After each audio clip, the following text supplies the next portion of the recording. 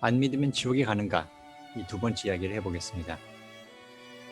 지난 동영상 요약입니다. 믿는 사람은 죽어서 천국 가고 믿지 않는 사람은 죽어서 지옥 간다는 이 예수천당 불신지옥은 우리에게 암울한 미래, 배타적인 신앙, 의미한 일상을 가져다 줍니다. 이것은 결코 이 세상을 위한 기쁜 소식, 복음이 될 수 없습니다.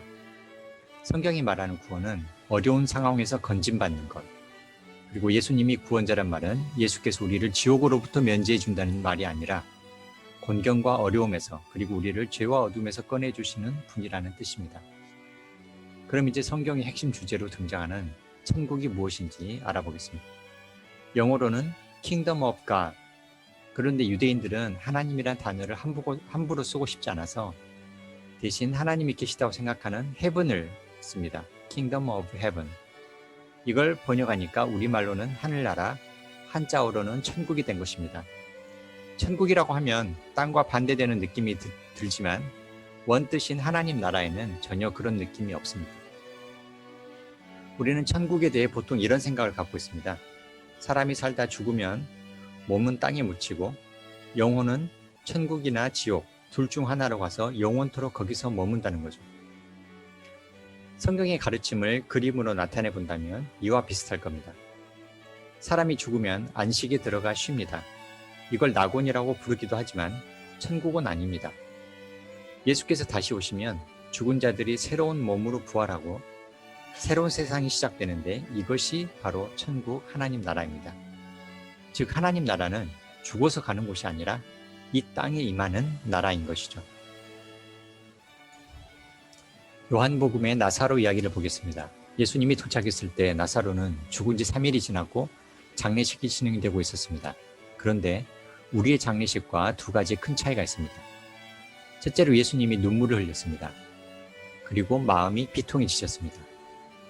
만약 나사로가 천국에서 행복하게 잘 있다면 예수님은 오히려 기뻐해야 할 텐데 예수님은 나사로의 죽음을 고통스럽게 받아들이고 있습니다. 둘째로 마르다의 첫 대화를 보면 주제가 천국이 아니라 부활입니다. 나사로가 다시 살 것이다 라고 할 때 마리아는 내 마지막 날에 부활하겠죠. 이렇게 말합니다. 예수님은 자신이 부활이요 생명이라고 말씀하시고 나사로를 살려냅니다. 원래 부활은 마지막 날에 일어나게 되어 있지만 예수님께서는 그 사건을 미리 보여주셨고 나중에 예수님 자신이 부활할 때 미래의 부활을 현재로 가져왔습니다. 여기서 보는 것처럼 죽었다고 당장 하나님 나라로 진입하는 것이 아닙니다. 예수께서도 죽음 자체를 긍정하시는 것이 아니고 다시 살아나는 부활에 초점을 맞추십니다. 따라서 우리도 장례식에서 천국 갔다고 말하는 대신 부활을 기다린다고 말하는 것이 더 좋을 것 같습니다. 톰 라이트는 그의 책에서 이렇게 말합니다. 기독교의 핵심은 죽어서 어디 가느냐가 아니라 부활해서 새로운 세상에 참여하는 것이다. 부활은 천국 가는 것과 다른 것이다. 하는 거죠. 부활이 우리의 신앙의 중심이 되지 않는 이유는 천국을 죽음 이후에 가는 곳이라고 가정해버렸기 때문입니다. 부활이 있으면 좋겠지만 굳이 없어도 별 문제가 없죠. 하지만 하나님 나라는 죽음 직후가 아니라 부활 이후에 완성되는 나라입니다. 그리고 영원만 거하는 것이 아니라 새로운 몸을 가지고 살아가는 나라입니다. 그러므로 우리는 죽음 이후의 천국이 아니라 부활 이후의 세상, 영적인 천국이 아니라 새롭게 된 육체와 물질로 가득한 창조계, 이 땅을 떠나 천국으로 가는 것이 아니라 이 땅에 임하는 하나님의 나라, 죽음이 멸망하고 생명이 충만한 세계를 기다립니다. 이것이 성경이 말하는 궁극적인 구원이며 기독교의 비전입니다. 그렇다면 이 새로운 나라에는 누가 참여하게 될까요? 성경에는 다양한 곳에서 다양한 방식으로 이야기를 합니다. 몇 가지 대표적인 내용들을 추려보았는데요. 첫 번째 말씀을 보면 단순히 고통받고 슬퍼한다고 해서 하나님 나라에 참여할 자격을 얻는 것처럼 보이는 것이 제겐 이상해 보였습니다. 그런데 이걸 아버지의 마음으로 들여다보면 이해가 됩니다. 여러분이 자녀들을 집에 두고 먼 길을 떠났다가 집에 돌아왔다고 하면 누구를 가장 먼저 찾아보겠습니까? 그것이 공부 잘하는 아들이나 평소에 효도를 잘하는 딸입니까? 아닙니다. 가장 아픈 자녀, 지금 가장 힘든 아이를 먼저 챙기시겠죠. 그것이 부모의 마음이고 그 마음은 바로 하나님에게서 온 것입니다. 99마리 양들을 우리에 놔두고 잃어버린 한 마리를 찾아 나서는 목자처럼 하나님도 하나님의 도움이 가장 절박한 사람, 가장 힘든 가운데 있는 사람에게 먼저 다가가는 것입니다. 그러니 우리 가운데 큰 고통을 당한 사람을 만나면 그 사람의 종교가 무엇이든 얼마나 훌륭한 삶을 살았느냐에 관계없이 일단 이렇게 말할 수 있지 않겠습니까? 하나님의 나라가 여러분의 것입니다. 하나님 나라에 참여하는 것과 관련해서 성경에서 가장 자주 나타나는 표현은 이 마지막 예수님을 믿으면입니다. 그런데 믿음의 중요성을 너무 강조한 나머지 다른 말씀들이 무시되는 경향이 생겨났습니다. 예를 들어서 여기는 첫 구절을 자기 힘으로 구원받을 수 없다는 것 때문에 마음이 가난하고 자기 죄 때문에 슬퍼하며 우는 사람, 그래서 곧 이 말은 예수님을 영접한 사람을 돌려 말한다는 것입니다.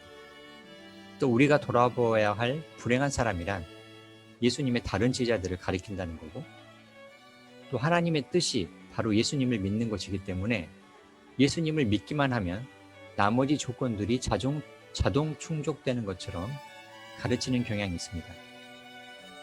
그래서 믿음만 있으면 행함이 없어도 천국에 참여할 수 있나요? 이런 이상한 질문이 나오게 된 거죠. 만약에 우리의 행동이나 삶은 전혀 중요하지 않고 예수님에 대한 믿음만 고백하면 된다, 이렇게 가르치고 싶었다면 성경이 이렇게 헷갈리고 오해를 불러일으킬 만한 이야기를 하지 않았겠죠. 예수님을 믿는다는 것이 무엇인지 명확하게 하기 위해서 한번 이 말씀의 반대말을 나란히 적어봤습니다. 왼편은 세상에 속한 사람, 오른편은 하나님 나라에 속한 사람의 삶입니다. 예수님은 왼쪽의 길을 열심히 추구하는 이 세상에 오셔서 진정한 삶은 오른쪽에 있다고 가르치셨고 자신과 같이 그 길을 걸어가자고 말씀하셨습니다. 예수님을 믿는다는 것은 그분의 가르침을 따르는 것, 즉 왼쪽의 삶에서 오른쪽 삶으로 옮겨오는 것을 의미합니다. 기독교인과 불교인이 있다고 해봅시다. 기독교인은 하나님 나라, 불교인은 세상에 속했다고 할 수 있을까요? 제 생각엔 아닙니다. 만약 기독교인이 자기중심적으로 살아가고 반면에 불교인은 가난한 마음을 품고 이웃을 돌보는 삶을 산다면 예수님은 그 기독교인을 향해서 나는 너를 모른다 하시고 오히려 그 불교인이 하나님 나라에 속했다고 말씀하실 수 있지 않겠습니까? 우리가 만일 소속과 종교 행위, 신학적 지식으로 구원받을 자격을 판단한다면 그건 바리새인의 오류를 다시 반복하는 것입니다. 우리는 매일 그리고 매 순간 세상과 하나님 나라 사이를 두고 선택합니다. 어느 길을 택하느냐가 우리가 무엇을 믿는지 그리고 어디에 속했는지를 나타낼 것입니다. 그럼 이제 마지막으로 누가 지옥에 가게 되는지를 이야기해 보겠습니다. 지옥이란 단어는 구약에는 없고 신약에만 13번 나옵니다. 그것도 마태복음과 요한계시록에 집중되어 있습니다. 특히 지옥은 주로 게헤나라는 단어에서 번역된 것인데 이것은 사후세계를 가리키는 특정한 용어가 아니라 예루살렘 외곽에 있었던 실제 쓰레기장을 가리킵니다. 그러니 게헤나를 말씀하실 때 구체적으로 무엇을 가리켰는지 다소 불분명합니다.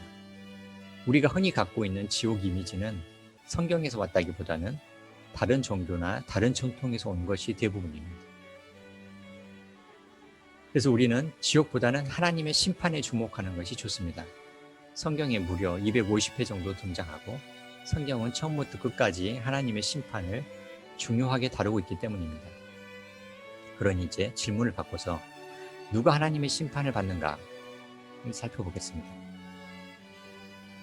몇 가지 주요 구절들을 쭉 나열해 보았는데요. 첫째 말씀은 예수님을 믿는 자에게 심판이 없다고 이야기합니다. 우리에게 가장 익숙한 말씀이죠. 반면에 과부의 재산을 삼키고 남에게 보이려고 길게 기도하는 당시 종교 지도자들, 형제 자매를 비판하고 업신여기는 사람, 서로 원망하는 사람, 불의한 사람에게는 심판을 경고합니다. 믿는 자에게는 심판이 없다고 했는데 세 번째, 네 번째 말씀은 이미 예수님을 믿고 있는 성도들에 대해서 심판을 이야기합니다. 이걸 어떻게 해석해야 될까요? 신앙의 겉모습을 중시하고 형제자매를 비판하고 서로 원망하는 것이 예수님을 믿는 것과 공존할 수 없다. 이렇게 해석할 수도 있고, 아니면 예수님을 믿으면 궁극적인 심판은 없다 하더라도 하나님의 매서운 책망은 여전히 두려워해야 한다. 이렇게 볼 수도 있겠습니다.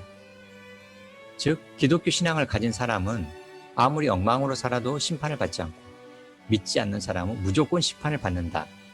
이런 이야기를 여기서 꺼내기는 어렵습니다. 구원과 심판은 동전의 양면처럼 나타납니다. 예수님의 탕자나 잃은 양의 비유, 그리고 특별한 행동을 하지도 않았는데 너의 죄가 용서받았다 하고 말씀하시는 장면을 보면 하나님의 구원이 무조건적이고 보편적이라는 것을 알 수 있습니다. 하지만 달란트 비유나 신랑을 기다리는 열처녀 비유를 보면 그 가르침이 아주 엄격하게 다가옵니다. 내가 남을 용서하지 않으면 너도 용서받지 못한다. 작은 자 하나라도 실족하게 만들 바에는 차라리 연자맷돌을 목에 메고 물에 빠지는 게 낫다. 이렇게 말씀하시는데, 독특하게도 이런 매서운 가르침은 믿지 않는 사람이 아니라 자신을 믿는 제자들을 향해서 더 많이 하십니다. 이렇게 상반되어 보이는 이 구원과 심판을 연결할 수 있는 중요한 요소는 하나님의 사랑입니다. 하나님은 이 세상을 사랑하시고 이 세상을 구원하고 싶은 마음에 제자들을 강하게 훈련시킵니다. 때로는 무서운 심판에 대해서 경고까지 하면서 말합니다. 그건 우리가 얼마나 잘하는지 감시하겠다는 것이 아니고 그만큼 저희에게 기대하는 것이 많다는 뜻입니다. 우리가 믿지 않는 사람을 보면서 저 사람은 예수님을 믿지 않으니까 죄 용서를 받지 못하고 지옥에 떨어질 거다, 이렇게 말하면 안 됩니다. 오히려 하나님은 우리 몸을 통해서 저 사람을 용서하고 구원해 주고 싶어 하십니다. 예수님처럼 사람들에게 다가가 그들을 어려움에서 건져줘야 합니다. 왜냐하면 교회는 세상을 구원하시는 예수님의 몸이기 때문입니다. 이렇게 구원과 하나님 나라에 대해 새로운 관점을 갖게 되었을 때 제게 큰 변화들이 일어났습니다. 첫째로, 지옥에 갈 사람들을 기독교인으로 만들어야 한다는 강박관념을 버리게 됐습니다. 둘째로, 천국에 가는 방법 대신 지금 여기 있는 하나님 나라에 관심을 갖게 되었습니다. 우리 제가 하는 공부, 연구, 수업, 만남, 산책, 이 모든 것이 영원한 의미를 갖게 되었습니다. 과거에는 수업을 하면서 결국 지옥에 갈 학생들한테 이런 거 열심히 가르치면 뭐하나, 이런 생각이 들었지만 지금은 이 세상이 얼마나 멋진 곳인지 같이 배워보자, 이렇게 말할 수 있습니다. 하나님께서 모든 사람을 사랑하신다는 것을 진짜 믿게 됐습니다. 예전에는 믿지 않는 친구를 위해서 기도하면서 나는 저 친구를 사랑하는데 왜 하나님은 저 친구를 얼른 변화시켜 주지 않는지 원망스러운 마음이 들었습니다. 그런데 그건 착각이었습니다. 하나님은 이렇게 말씀하십니다. 난 이미 그를 사랑한다. 부디 너도 그 친구를 사랑해 줬으면 좋겠다. 하나님께서 모든 사람을 사랑하신다고 하니 저도 사람들이 조금씩 사랑스럽게 보이기 시작했습니다. 그리고 그들의 고통에 민감해지고 어떻게 하면 그들을 도와줄 수 있을지 고민하게 되었습니다. 마지막으로 세상이 아름답다는 것에 자주 감탄하게 되었고 저도 이 세상을 좀 더 아름답게 만들고 싶어졌습니다. 이 세상은 거대한 지옥불이 기다리고 있는 절망의 세상이 아닙니다. 이 세상은 아버지의 나라가 온전히 이루어질 희망과 약속의 땅입니다.